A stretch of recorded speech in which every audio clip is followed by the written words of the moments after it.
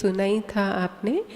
53 years से भाई साहब ज्ञान में हैं और 1981 से ऑलमोस्ट 42-43 ईयर्स से संपूर्ण रूप से समर्पित रूप से अपनी सेवाएं दे रहे हैं।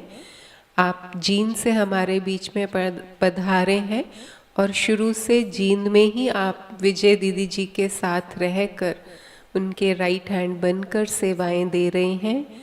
पंजाब जोन के ग्राम विकास की सेवाओं को आप बहुत कुशलता से उसका संचालन करते हैं और भाई साहब का हमने हमेशा देखा है उमंग उत्साह बिल्कुल एकदम 100%।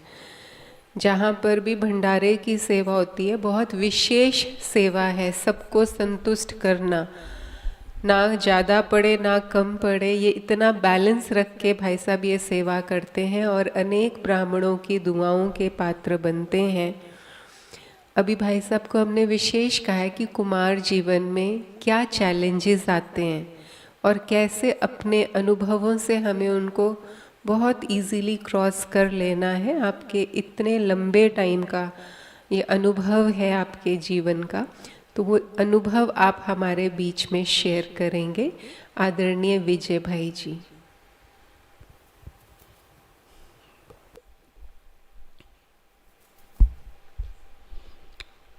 ओम शांति जी।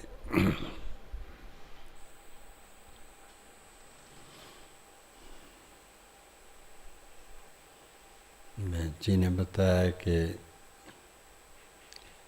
कहते कुमार ज्ञानवान तो बहुत हैं और ज्ञानवान तो बाबा के बच्चे सारे ही हैं, क्योंकि ज्ञान कोई इतना कठिन नहीं है, कोई इतना टिपिकल नहीं है। ज्ञान जितना सहज है उतना ही ज्ञान को व्यवहार में लाना वो टिपिकल है, उसमें मेहनत है। आज भी बाबा ने कहा बहुत मेहनत है, बहुत कठिन है, पर इतनी ऊंची प्राप्ति। वैसे तो आज ही कहा ना मुरली में बाबा ने 1 सेकंड का ज्ञान 1 सेकंड में प्राप्ति कर सकते हैं, लेकिन फिर साथ ही साथ का इतना सहज भी नहीं है, इसमें बहुत मेहनत है। मेहनत किस लिए है? क्योंकि जो बात हमारी बुद्धि में आ जाती है, बुद्धि में बैठ जाती है, उस बात को करना हमारे लिए सहज हो जाता है, उसमें सेकंड का काम होता है। और जो बात बुद्धि में नहीं बैठती उसके लिए फिर हमें मेहनत, बुद्धि में बिठाने की मेहनत करनी पड़ती है।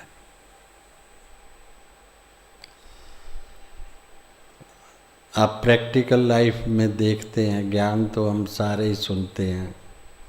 ज्ञान में भी आप जैसा कुमार था, उस समय मेरे ख्याल मेरी एज 22 साल की, 21-22 साल की एज थी और मैं पटियाला में बीए के पेपर देने गया था। पटियाला में ये 71 की बात है, जनवरी 71। तब मैं वहाँ पटियाला में गया था। तो पटियाला में पेपर तो मार्च अप्रैल में ही होते थे, लेकिन वहाँ मैंने ये एग्जीबिशन पहली बार ब्रह्मा कुमारीज का नाम सुना था। क्योंकि उस समय 71 में जब मैं इस ज्ञान में आया तो सारे इंडिया में मेरे ख्याल 100 भी सेंटर नहीं होंगे, 100-125 मुश्किल से होंगे 71 के अंदर। पंजाब हरियाणा में भी गिने चुने सेंटर थे। अम्बाला का था, एक अम्बाला का ही सेंटर था, एक करनाल का था। पानीपत में भी सेंटर नहीं था और एक कुरुक्षेत्र में था। 3 ही जगह सेंटर थे लगभग, बाकी तो ना हिसार, ना सरसा, ना जींद, कहीं भी सेंटर नहीं थे। इसी तरह पंजाब में माना बहुत कम सेंटर थे। 71 की बात कर रहा हूँ मैं। तो एक 5वीं क्लास की कन्या एग्जीबिशन लगाते हैं ना, जैसे 5वीं क्लास की कन्या, वैसे तो मैंने पहले मैं प्री मेडिकल की थी मैंने। प्री मेडिकल समझते हो, जो पुराने हैं वो जानते होंगे। आजकल तो +2 हो गया ना। पहले हायर सेकेंडरी के बाद, मैट्रिक के बाद या तो आप कॉलेज में एडमिशन ले सकते थे जो हाई स्कूल थे। जो हायर सेकेंडरी स्कूल होते थे उसमें हायर सेकेंडरी के बाद फिर कॉलेज में डायरेक्ट 12वीं में, प्री मेडिकल का मतलब मेडिकल साइड की 12वीं प्लस, जिसको +2 में मेडिकल साइड कहते हैं। तो मैंने प्री मेडिकल के बाद फिर मैंने BA किया। तो साइंस की नॉलेज तो थी, क्योंकि केमिस्ट्री, फिजिक्स और बायोलॉजी, जोलॉजी, बॉटनी, ये 4 सब्जेक्ट होते थे। तो नॉलेज तो थी साइंस की थोड़ी बहुत, लेकिन ये ज्ञान जो फिर उसके बाद मैंने BA किया, तो ये ज्ञान मैंने पटियाला में एग्जीबिशन लगाई हुई थी। तो एग्जीबिशन कहने लगे, वो ऊपरली मंजिल 1st फ्लोर पे सेंटर था और वहाँ एक भाई नीचे खड़ा होके लोगों को, भाई ऊपर देख के आओ, बड़ी अच्छी एग्जीबिशन है, बड़ी अच्छी एग्जीबिशन है। वो म्यूजियम जैसे कहते हैं ना, वो म्यूजियम नया नया बनाया था। तो मैं भी चला गया, मैं कहा चलो देखते हैं। साइंस का स्टूडेंट था, 5वीं क्लास की लड़की, वो ज्ञान एग्जीबिशन सुना रही थी। तो जैसे होता है ना बच्चों को, स्टूडेंट को, ये क्या सुनाएगी हमारे को, क्या समझाएगी। लेकिन वो बच्ची थी, बच्चे ने तो रटा हुआ था। बच्चों को तो आप जो भी रट्टा करवा दो, तो वो कोई भी चित्र के आगे खड़ा कर दो तो उनको समझाना कोई मुश्किल थोड़ी होता है। आपको भी जो छोटे, मान लो कोई 7वीं 8वीं का स्टूडेंट है, पर उसके पास अनुभव नहीं होता, वो सुनाने में तो एक्सपर्ट हो जाती हैं, तो अनुभव नहीं होता। तो उसने सारी बातें जैसे जैसे चित्र सुनाए, सारे सुना रही थी वो। तो एक ये जो सर्वव्यापी वाला चित्र था ना, और कोई चित्र अपील नहीं किया इतना, या आत्मा का या परमात्मा का, लेकिन वो सर्वव्यापी वाला चित्र अपील कर गया कि परमात्मा कण कण में नहीं है, परमात्मा सर्वव्यापी नहीं है, परमात्मा तो एक है। फिर एक है तो वो जैसे एग्जाम्पल देते हैं, तो क्या गंध में भी परमात्मा है, क्या सुअर में भी परमात्मा है। तो वो बात जैसे मतलब अच्छी लगी तो चलो भाई कोर्स कर लेते हैं। कहते जी कोर्स कर रहे हैं, तो कोर्स एक दिन तो वो दादी थे वहाँ, एक दिन तो उन्होंने अटेंड किया। मिट्ठू दादी, पुरानी दादियाँ थी, तो उनका नाम था मिट्ठू दादी। वो 83 में शरीर छोड़ गए थे। जो पहले यज्ञ में दादियाँ आई थी, जिनको बाबा ने, जिनका वो कितनी 5 या 8 दादियाँ थी, उनमें एक नाम उनका भी था दादी का। तो उन्होंने पहले एक दिन तो उन्होंने कोर्स करवाया था। फिर एक भाई थे, वो थे हरियाणा के ही, वो सर्विस करते थे वहाँ पटियाला में। फिर 2-3 दिन उसने कोर्स करवाया।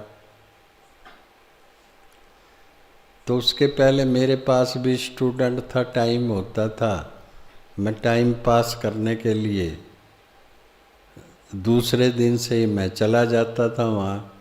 जो बहनें और भी भाई बहनें एग्जीबिशन समझाते थे, तो मैंने भी 2-4 चक्कर लगाए और एग्जीबिशन समझ में आ गई, भाई ये बताना है।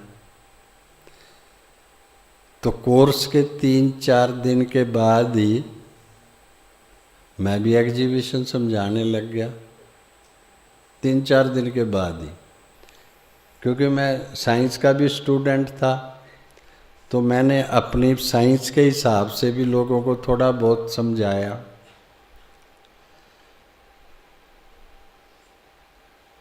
तो समझाने लग गया मैं, तो लोगों को अच्छा लगता था, नई चीज़ थी। तो फिर ये जो बहनें वहाँ थी, तो वो मिट्ठू दादी के साथ रहती थी, तो वो कहने लगी, दीदी ये भाई तो बड़ी अच्छी एग्जीबिशन समझा लेता है, हमारे से भी अच्छी समझा लेता है। चलो बात हो गई, समझाए। फिर उन्होंने कहा इसको इतनी अच्छी एग्जीबिशन समझानी आती है। तो उन्होंने 7 दिन के बाद मेरे को, जो नए आते थे, कहते आप कोर्स करवाओ। हालांकि मेरा कोर्स पूरा नहीं हुआ था। तो 7 दिन के बाद कहते आप कोर्स करवाओ। तो मैं 7 दिन के बाद कोर्स करवाना शुरू कर दिया था। मतलब 7 दिन में, 3 दिन में, 4 दिन में मेरा कोर्स हुआ, और एग्जीबिशन समझाते समझाते मेरा कोर्स पूरा हो गया। और 7 दिन के बाद फिर मैंने कहते आप कोर्स करवाओ। मैंने भी कोर्स करवाना शुरू कर दिया। तो फिर वहाँ से पेपर देने के बाद फिर वापस जींद आया, तो फिर मैं खाली हो गया, क्या करूँ, कहाँ जाऊँ। अब क्योंकि वो सेवा का थोड़ा सा शौक़ हो गया था ना, समझाना है, सेवा करनी। फिर उन्होंने वहाँ से वो ये प्रदर्शनी थी ना, पथ प्रदर्शनी, ये तब निकली थी। शुरू ही मेरे ख्याल हुई भी नहीं थी या हो गई थी। फिर उन्होंने कहा आप ये पथ प्रदर्शनी अपने पास रखो, और वहाँ जाके ये आप अपने शहर में जाके ये सुनाना, दिखाना लोगों को। ये मैं कुमार, मैं भाई, अब सुनाया 2-4 को, वो सारे को नई चीज़ थी, नया ज्ञान था। तो नई चीज़ का विद्रोह होता है। जो भी नए धर्म आए हैं, सबका विद्रोह हुआ है। क्राइस्ट आया, क्राइस्ट का भी विद्रोह हुआ, बुद्ध आया, बुद्ध का भी विद्रोह हुआ। जो भी आता उसका एक बार, जैसे ब्रह्मा कुमारी का भी कितना मतलब विद्रोह हुआ, पहले आपने हिस्ट्री सारी पढ़ी होगी। तो इस तरह से धीरे धीरे करके मैं, जब जींद से पटियाला का 4 रुपये किराया लगता था बस का, 71-12 के अंदर, 3 के अंदर 4 रुपये, तो मैं 10 रुपये में पटियाला जाके आराम से आ जाता था। 10 रुपये लगते थे सिर्फ। 4 अन्य वो रिक्शा वाला लेता था। वहाँ राजेंद्रा मेडिकल कॉलेज है, तो वहाँ से 1 किलोमीटर 1.25 किलोमीटर सेंटर दूर था। कभी पैदल भी चला जाता था, नहीं तो 4 अन्य रिक्शा वाला लेता था। 4 रुपये बस का किराया था जींद से पटियाला। तो मैं फिर वो बहने, मतलब किसी ना किसी बहाने से फिर मैं पटियाला आता जाता रहा। तो ज्ञान बुद्धि में समझाते समझाते ज्ञान बुद्धि में बैठ गया। जब कोई चीज़ बुद्धि में बैठ जाती है तो उसकी क्लैरिटी बुद्धि अपने आप करती जाती है। ज्ञान की क्लैरिटी अपने आप होती है। अब जो बात हमें बुद्धि में नहीं बैठी, जैसे अब आपके बाबा भी कहता है लौकिक में जैसे जितने संबंध हैं वो बुद्धि में बैठे हुए हैं ना, उनको याद करना कोई मेहनत है? मेहनत है कुछ? है नहीं है ना। लेकिन यहाँ ज्ञान बुद्धि में नहीं बैठा, माना आत्मा का पाठ पक्का नहीं हुआ, इसलिए बाबा को याद करने में जोर लगता है, मन टिकता ही नहीं है। टिकता है मन? बाबा को कहना पड़ता है। क्या कहा बाबा ने अभी 4-5 दिन पहले, 5-6 दिन पहले? आधा घंटा भी कई बच्चे बाबा की याद में नहीं रहते। बाबा की याद का मतलब आत्मिक स्थिति में नहीं रहते। ये बाबा ने ठीक कहा या झूठ कहा? योग में बैठने का मतलब केवल रेड लाइट करके बैठ जाना, या गीत मोबाइल में गीत चला के बैठ जाना, वो योग नहीं है। उसको हम योग में नहीं गिनते हैं भाई। रेड लाइट करके योग के लिए आपको अपने मम्मी पापा को, भाई बहन को याद करने के लिए रेड लाइट करनी पड़ती है।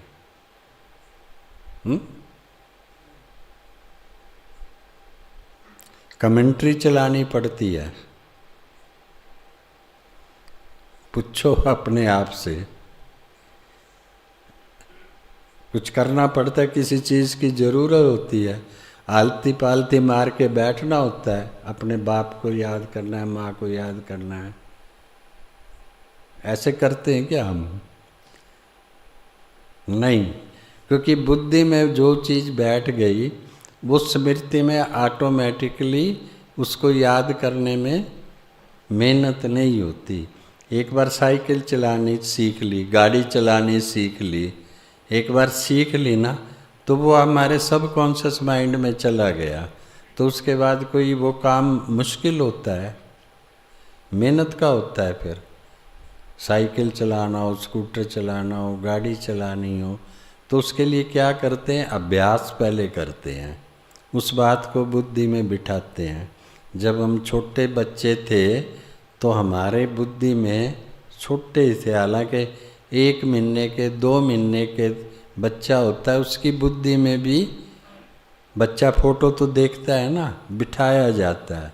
ये तेरा पापा है, मम्मी है, ये तेरी दादी है, ये बुआ है, ये फलाना है। वो संबंध बिठाते हैं ना बुद्धि में। एक बार बच्चे की बुद्धि में बैठ जाए ये तेरा, चाहे वो पापा ना हो, पापा उसका विदेश में रहता हो ना, ये पापा है, तो वो, और पापा उसका विदेश वाला है, तो मान लेगा वो विदेश वाले को पापा है। जो उसकी बुद्धि में ना, वो पापा नहीं, ये पापा है, क्योंकि बुद्धि में बैठ गया। तो इसी तरह बाबा को भी पहले तो अपने आप को ही हमने बुद्धि में नहीं बिठाया कि मैं कौन हूँ। मैं और मेरे का डिफरेंस बुद्धि में नहीं बैठा है अभी, तब तो जोर लगता है मेडिटेशन में। मैं और मेरा तो समझ में आ गया कि मेरा शरीर, मैं आत्मा। तो क्या मुझे ये बात बुद्धि में बैठी है कि रियली में मैं शरीर नहीं हूँ, मैं शुद्ध पवित्र आत्मा हूँ? नहीं बैठी है। तो ये अनुभव नहीं है। ये जिस दिन बुद्धि में बैठ जाएगा, जब बाबा कहता है लास्ट में, वैसे तो बाबा कह देता है लास्ट में तो कोई ऑप्शन नहीं होगा, तो ये बुद्धि में स्वतः ही बैठ जाएगी बात, और कोई ऑप्शन ही नहीं रहेगा। लेकिन लास्ट में बैठी तो उसका फिर कोई इतना वो थोड़ी रहता है, मज़ा थोड़ी रहता है लास्ट वाले का। माना थोड़ा टाइम मिला हमें, थोड़े टाइम में थोड़ी पाप कटेंगे हमारे, थोड़े टाइम में थोड़ी विक्रम विनाश होंगे। इसके लिए लंबा अभ्यास बाबा प्रेरणा देता है कि लंबा अभ्यास चाहिए। लंबा भी बाबा कहता मैं अभी कितनी मेहनत करता हूँ, हालांकि बाबा मेरे साथ है फिर भी मैं कितनी मेहनत करता हूँ बाबा को याद करने की। आज भी बाबा ने कहा मैं कैसे कैसे किस किस युक्ति रचता हूँ बाबा को याद करने की, क्योंकि ब्रह्मा बाबा को शिव बाबा तो साथ था या नहीं था? साथ होते हुए भी बाबा ने फिर भी कितना अभ्यास और कितनी मेहनत की शिव बाबा को याद करने की।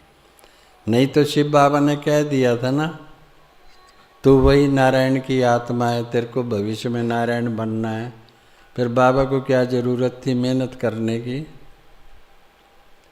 हमारा तो पार्ट क्लियर नहीं है, हमारा तो क्लियर नहीं है ना हम क्या बनेंगे क्या नहीं। लेकिन ब्रह्मा बाबा का तो पार्ट क्लियर था ना, तो भी उसके बावजूद भी बाबा ने कितनी मेहनत की, लास्ट तक कितनी मेहनत की बाबा ने। तो माना बाबा को भी पाठ याद करने में मेहनत करनी पड़ी। हालांकि बाबा ने सब देखा, अनुभव किया, शिव बाबा का अनुभव किया, आत्मा कैसे शरीर छोड़ती है, कैसे शरीर में प्रवेश करती है, वो अनुभव किया, माना देखा प्रैक्टिकली।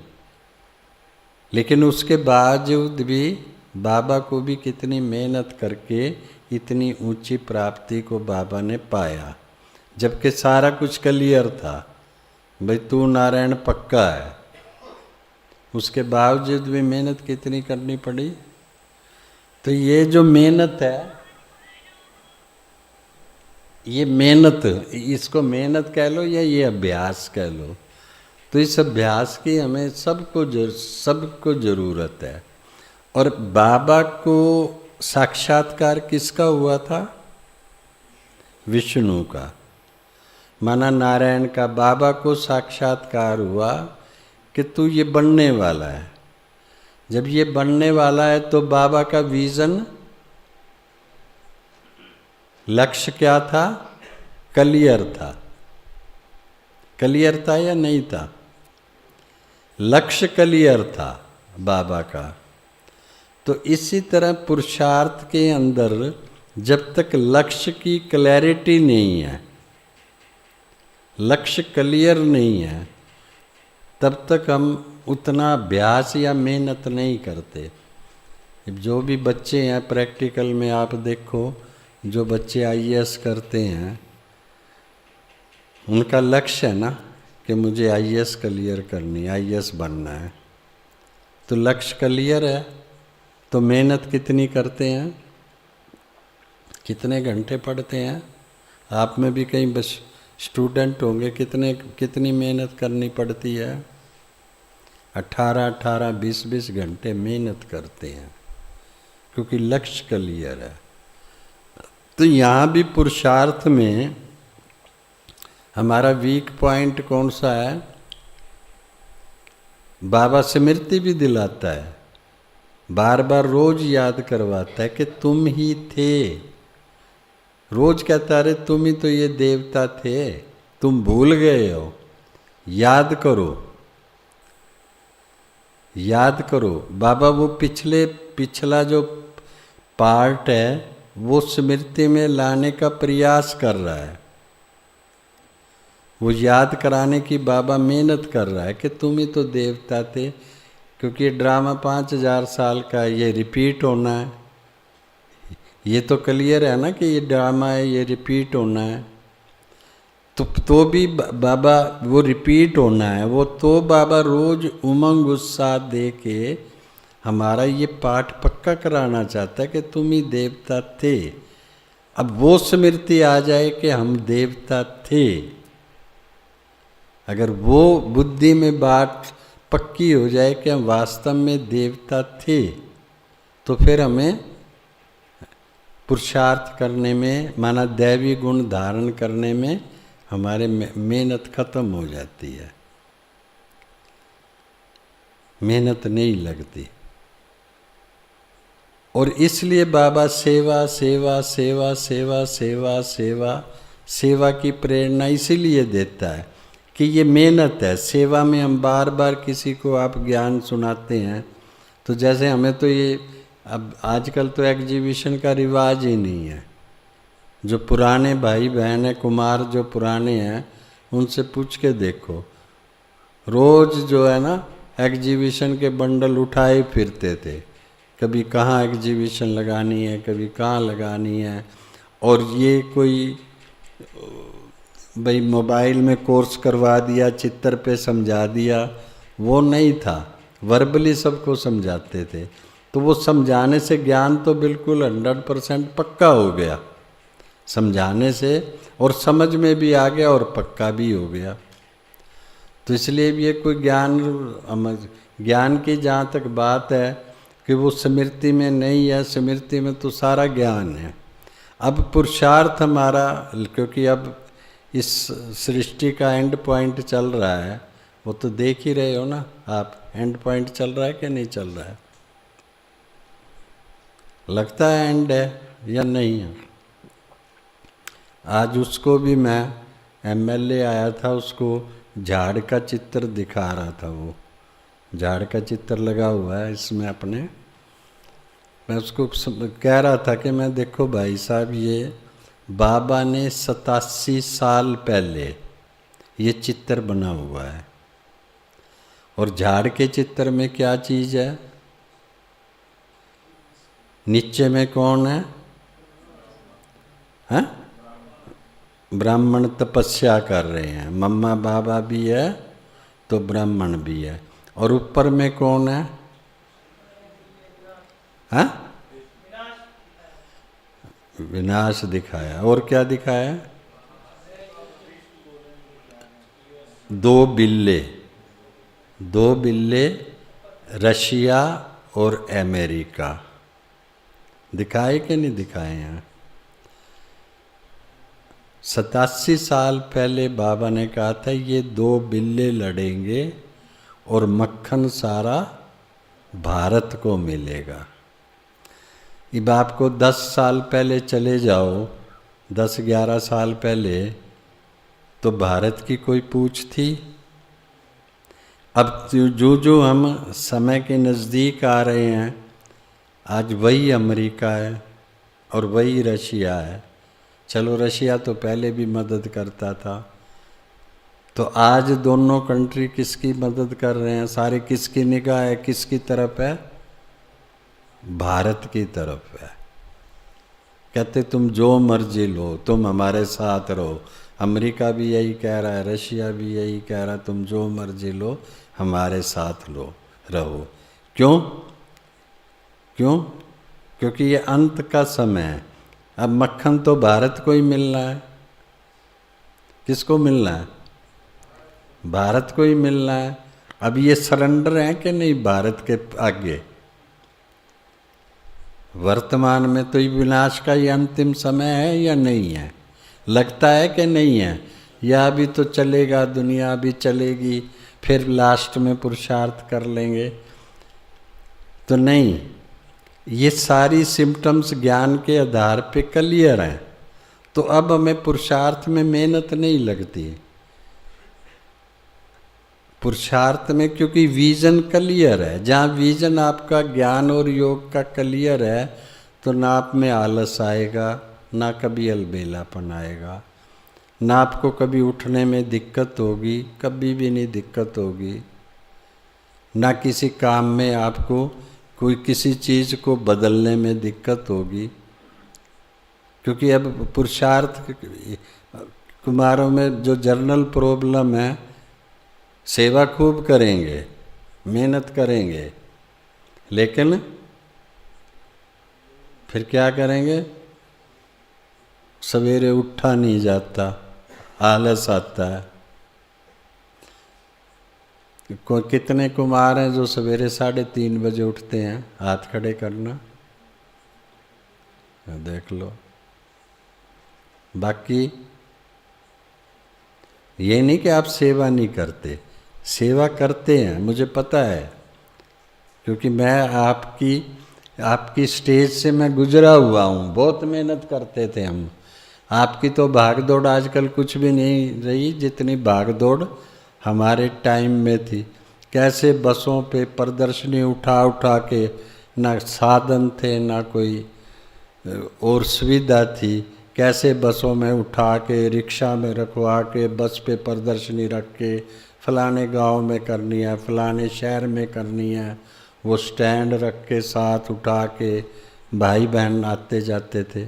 जिन्होंने मेहनत किया उनको तो ये अनुभव है कि कितनी मेहनत की करते थे।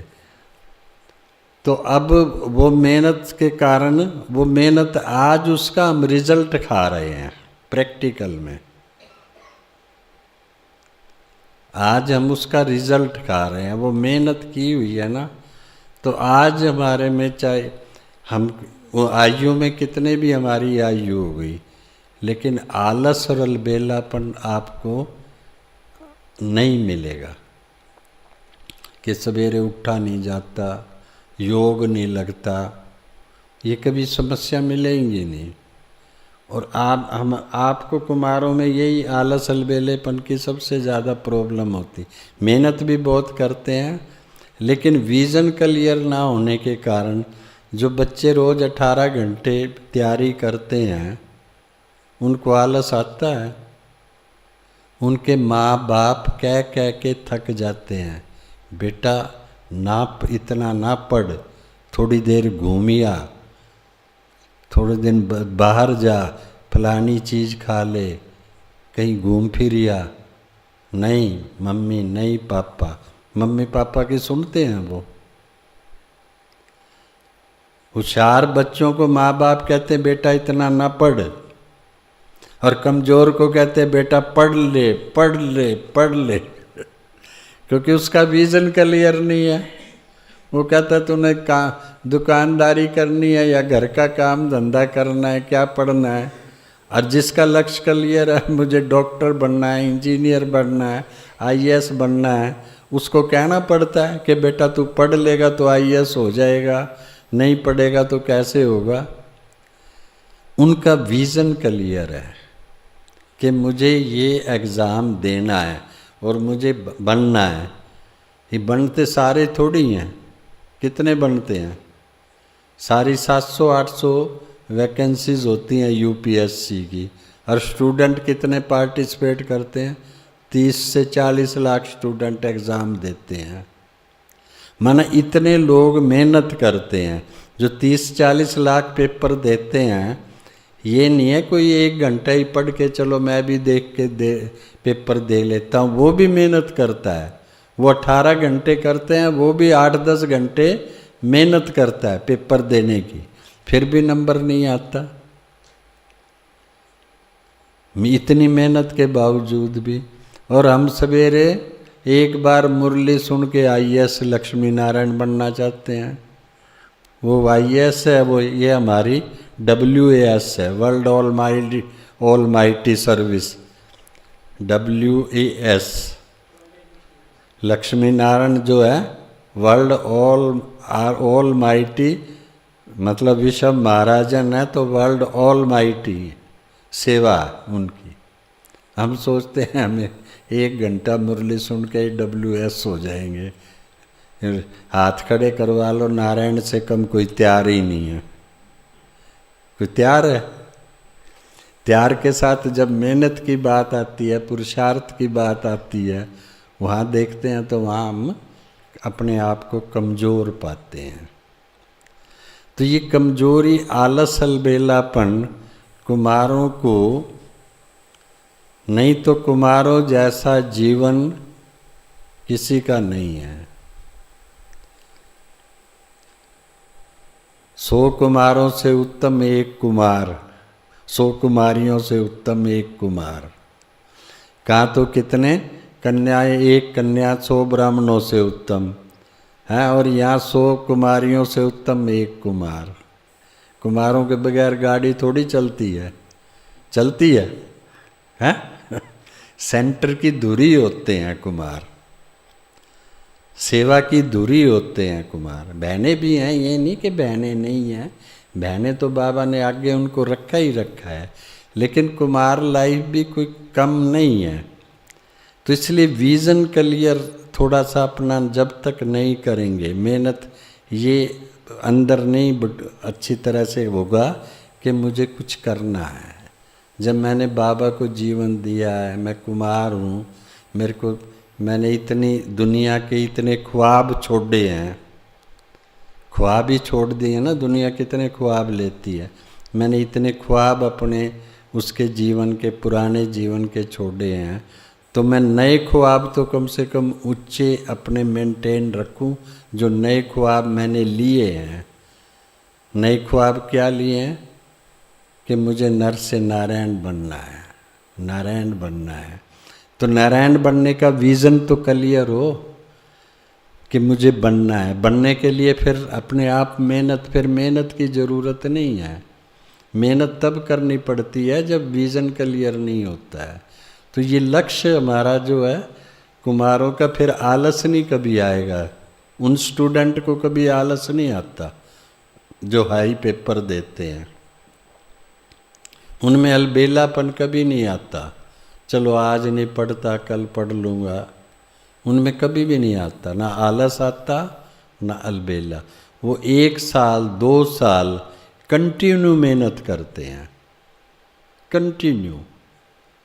1 साल पेपर क्लियर नहीं हुआ, फिर दूसरा ट्राई करते हैं।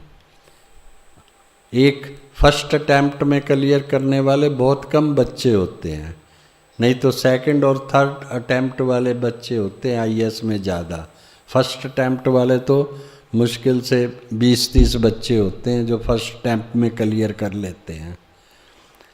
तो वो इतने 3-3 साल इतनी मेहनत करके कहीं कितने साल के लिए बनते हैं आईएएस?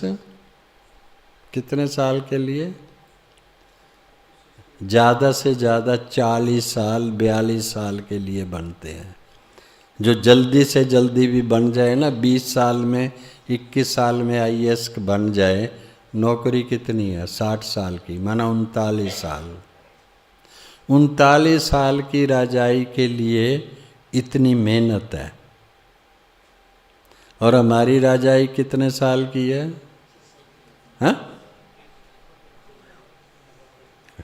कितने साल की है? 2500 साल की। तो 2500 साल की 1 घंटे में राजाई मिल जाएगी है? मेहनत करनी पड़ेगी कि नहीं करनी पड़ेगी? आलस काम आएगा, अलबेलापन काम आएगा। सवेरे उठा नहीं जाता जी, आलस आता है, अलबेलापन आता है, शाम को क्लास कर लेंगे, हैं? आएगा? नहीं आएगा। तो ये आलस खत्म करना है। 2 बातें जो हैं, एक तो लक्ष्य क्लियर हो तो आलस नहीं आता। जो कई भाई बहन आप में जॉब भी करते होंगे, कईयों की जॉब बड़ी हार्ड भी है, डिफ़िकल्ट भी है। मैं देखता हूँ कई भाई हमारे पानीपत, जींद से पानीपत आते हैं डेली, सवेरे 4 वाली गाड़ी में बैठते हैं वो, क्योंकि उनकी ड्यूटी तो 8 बजे होती है। ड्यूटी तो उनकी 8 बजे होती है। 8 बजे उनको पैसे इतने नहीं मिलते, 20-30 हज़ार रुपये मिलते हैं। 20-30 हज़ार रुपये में बस का किराया 70-80 रुपये किराया जाने का दे दिया, 100 रुपये बल्कि हो गए अब तो, 100 आने के दे दिए तो उसको बचेगा क्या? वो सवेरे ट्रेन में 4:30 ट्रेन चलती है, 4:30 बजे जाते हैं। ड्यूटी 5 बजे ख़त्म होती है, 5 बजे के बाद ट्रेन नहीं है, ट्रेन फिर 8 बजे है रात को पानीपत से, 10 बजे फिर घर आते हैं।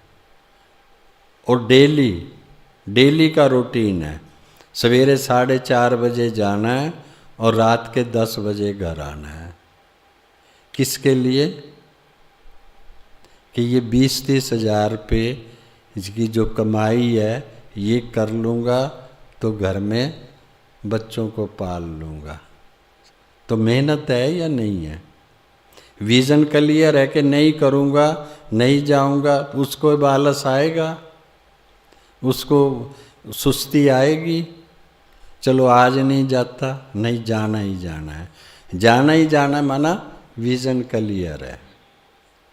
तो इसलिए हमें कुमारों का तो विज़न बिल्कुल हमारे, और तो कोई लाइबिलिटी है ही नहीं। क्या लाइबिलिटी है? क्या लाइबिलिटी है हमारी? हाँ, कोई दुनियावी लाइबिलिटी तो नहीं। जो गृहस्थी हैं उनको तो कितनी लाइबिलिटी है। तो हम, और हमारे तो इतनी लाइबिलिटी नहीं है। कोई बच्चों की लाइबिलिटी हो, कोई और लाइबिलिटी हो, थोड़ी बहुत लाइबिलिटी किसी किसी को पेरेंट्स की होगी, माँ बाप की होगी, ये कि नहीं होगी, लेकिन वो भी कोई इतनी मुश्किल नहीं है जो हम उसको पूरी ना कर सके। तो इसलिए ये अगर वो भी पूरी भी बाबा जो है बड़े सहज तरीके से पूरी करा देता है। जो सच्चाई सफाई से बाबा के साथ चलते हैं, बाबा उनकी 100% मदद करता है। ये मैं अपना लाइफ का 100% अनुभव है मेरा कि कैसे बाबा ने कैसी भी परिस्थिति में हर जगह मदद की है, पूरी मदद की है बाबा ने। कहीं मेरे को रुकने नहीं दिया, कहीं किसी उलझन में फंसने नहीं दिया। कोई भी बात आई बाबा की, क्योंकि मैं डुप्लीकेट नहीं रहा अपनी लाइफ में। जो डुप्लीकेट होते हैं बाबा उनकी मदद नहीं करता। मैं सच्चाई सफाई से बाबा के साथ चला हूँ, सच्चाई सफाई से सेवा की है। कोई स्वार्थ से सेवा नहीं करता, ना कोई स्वार्थ मेरा सेवा के लिए। सेवा किसकी है? बाबा की है। करवा कौन रहा है? बाबा। फिर मैं कौन? मैं कौन? खाम खा।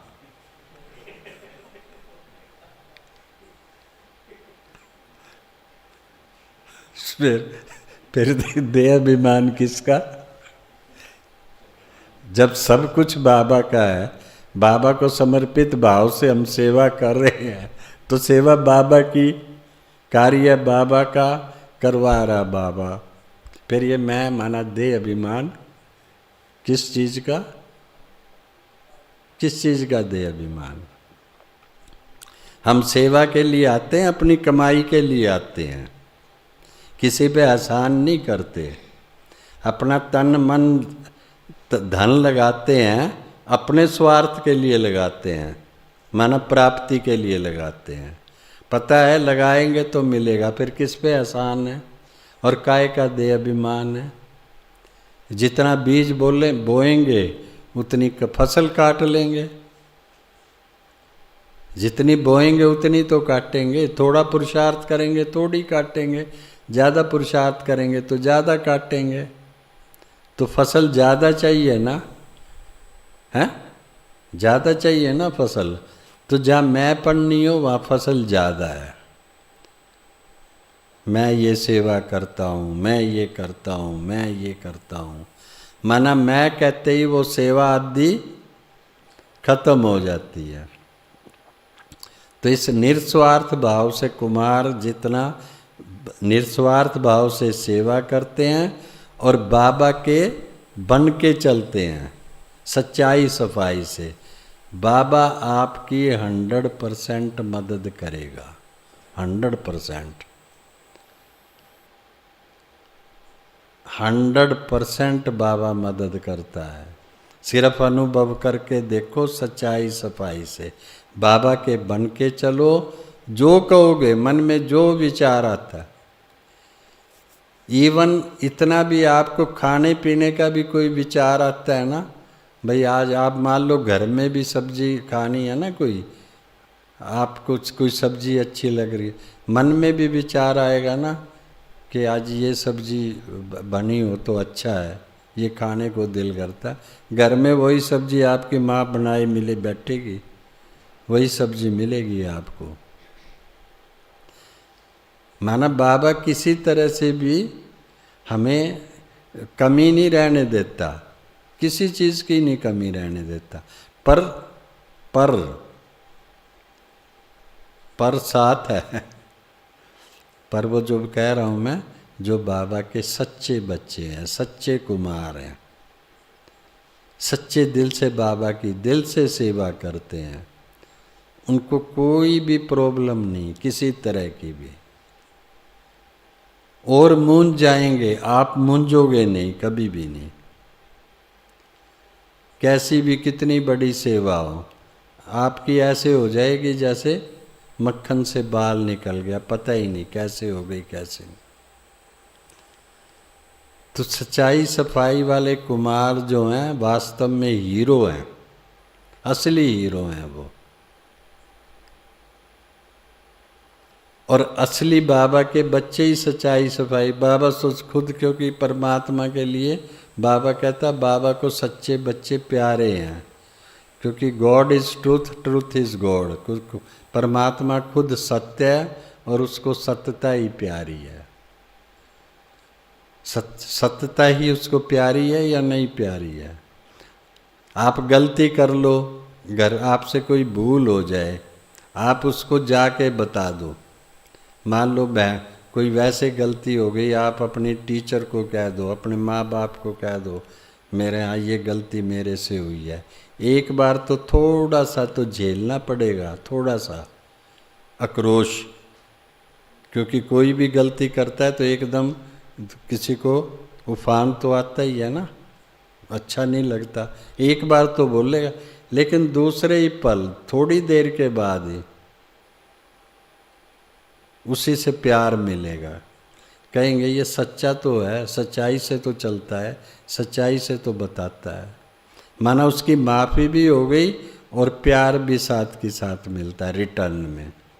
तो इसी तरह बाबा भी सच्चे जो बच्चे हैं, गलती भी हो जाए सच्चाई सफाई से, बाबा तभी तो कहता ना, सच्चाई सफाई से बाबा को सारा अपना बता दो, सारा पोता मेल दे दो, तो बाबा क्या करेगा, क्षमा कर देगा, आधा माफ़ कर देगा।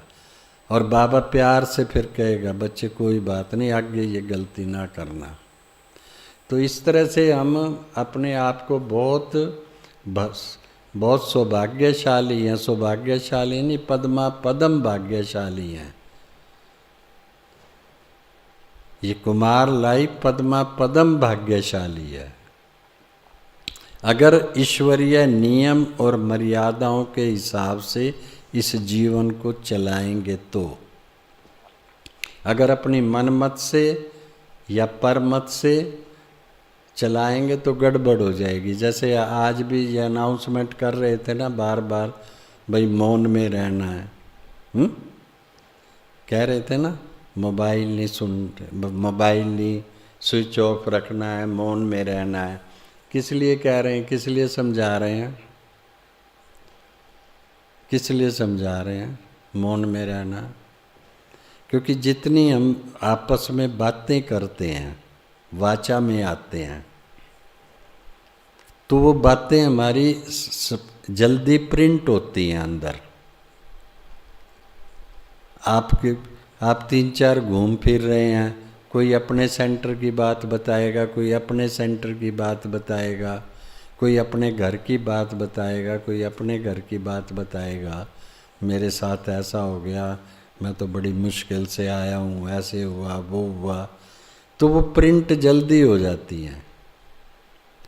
और जब फिर योग में बैठते हैं तो फिर वो बातें ज़्यादा याद आती हैं बजाय आत्मा के या बाबा के। इसलिए आपको कहा गया है कि मौन रखो, माना मौन रखो या फालतू वाचा में ना आओ। उसका रिजल्ट बहुत अच्छा है, बहुत अच्छा रिजल्ट है। नहीं तो रात को भी यही बातें जो आपस में चर्चा करते हैं ना हम, क्योंकि ज्ञान की चर्चा बहुत कम होती है, प्रैक्टिकल में देखते हैं ज्ञान की चर्चा कम करते हैं हम, ये फालतू की चर्चाएं ज़्यादा करते हैं। जो फालतू वाली है वो पहले ही गंदगी हमारे अंदर इतनी है, जिसको बाबा साफ करना चाहता है, जिसको बाबा व्यर्थ कहता है कि व्यर्थ को निकालना है, व्यर्थ को निकालना है। व्यर्थ तो पहले ही ज़्यादा है, ये उस व्यर्थ को भी तो ख़त्म करना है ना। और व्यर्थ हम जमा करते हैं, थोड़ा ख़त्म करते हैं फिर और जमा हो जाती है। इसलिए फिर एकाग्रता बनाने में अपने को कंसंट्रेट करने में मेहनत लगती है हमें। इसलिए आत्मिक स्वरूप में टिकने में जोर लगता है। नहीं तो क्या है, आत्मा का तो पता ही है ना मैं कौन हूँ। अभी भी आप जब 2 मिनट बैठेंगे, याद में बैठ के उठेंगे, कोई विचार ना चलाना, कोई भी एक्स्ट्रा विचार, इवन ये भी ना चलाना कि मैं शांत स्वरूप आत्मा हूँ, मैं प्रेम स्वरूप आत्मा हूँ, ये भी ना चलाना। ये प्रैक्टिस करके देखना आप 1 हफ्ता 10 दिन, सिर्फ अपने को दिन में 20-25 बार, कम से कम 20-25 बार अपने को सिर्फ देखना है कि मैं भरकुटी के बीच एक चमकता हुआ सितारा हूँ। इन्हीं आँखों, खुली आँखों से ये प्रैक्टिस करनी है, बंद आँखों से नहीं। बंद आँखों वाली प्रैक्टिस कर्म योगी बनने नहीं देगी। अगर कर्म योगी बनना है तो आँखें खोल के ही मेडिटेशन करना है, क्योंकि आँखों को ये अभ्यास डालना है हमने कि देखते हुए भी हमें कोई चीज़ दिखाई ना दे। दिखाई दे तो क्या देखना है आँखों से? केवल आत्मा को देखना है। इसलिए आत्मा की ही प्रैक्टिस करनी है बस। मैं चमकता हुआ एक सितारा, शुद्ध पवित्र आत्मा हूँ, बस इसको देखने की प्रैक्टिस करो। अभी 10 बज गए, हम यही प्रैक्टिस से उठेंगे और बिल्कुल साइलेंस में जाएंगे और जाते भी सोएंगे इसी प्रैक्टिस में कि मैं चमकता हुआ सितारा हूँ। अब मैं बाबा के पास विश्राम के लिए जा रहा हूँ। फिर सवेरे देखना 3:30 बजे क्यों नहीं आँख खुलेगी। चलो बैठते हैं। ओम शांति जी।